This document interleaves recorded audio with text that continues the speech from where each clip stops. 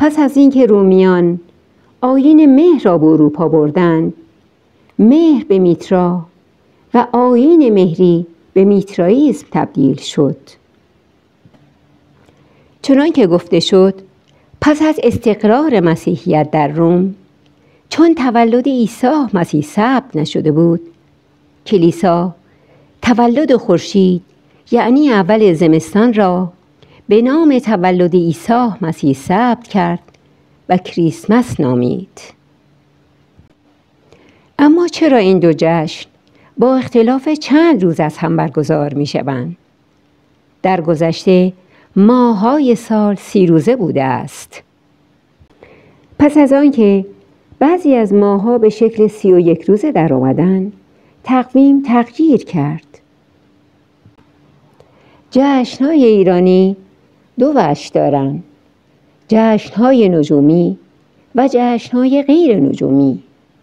جشن‌های غیر نجومی جشن‌هایی هستند که با تغییر تقویم زمان برگزاری آنها می‌تواند تغییر بکند یا تغییر نکند. با تغییر تقویم زمان کریسمس تغییر کرد، پس یلا هم باید تغییر می‌کرد. اما جشن‌های نجومی جشن‌هایی هستند که با تغییر تقویم تغییر نمی‌کنند، مانند نوروز، شب چله، جشن تیرگان و جشن مهرگان. به همین دلیل اختلاف چند روزه بین شب چله و کریسمس به وجود آمد. نوروز شب و روز با هم برابرند. به همین دلیل باید اول بهار برگزار شود.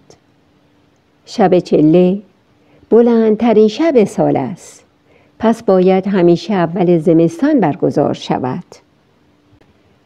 جشن تیرگان بلندترین روز سال است، باید اول تابستان برگزار شود.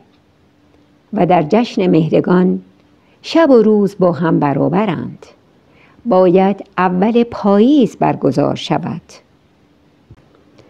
اما چرا 2 جشن آخر در اول تابستان و اول پاییز برگزار نمی شوند؟ پس از دین زرتشت، زرتشتیان هر یک از روزهای ماه را نامگذاری کردند و زمانی که نام هر یک از روزها با ماه هم نام می شد، آن روز را جشن می گرفتند. آنها 13 هر ماه را تیر و 16 هر ماه را مهر نامگذاری کردند.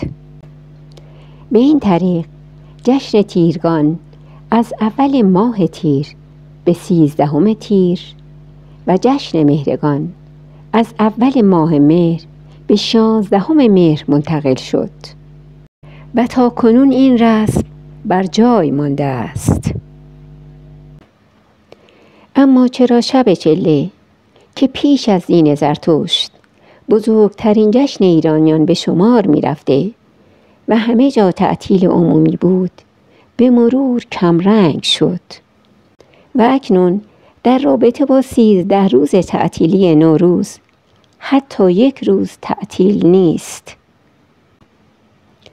زرتشتیان آن دوره گرایشی به شب چله نداشتند، چون در این جشن خورشید مرکز تقدس بود، در حالی که در دین زرتشت اهورامزدا مرکز تقدس قرار می گیرد و این بیمهری در دوره‌های بعد نیز تداوم یافت. بسیار سپاسگزارم.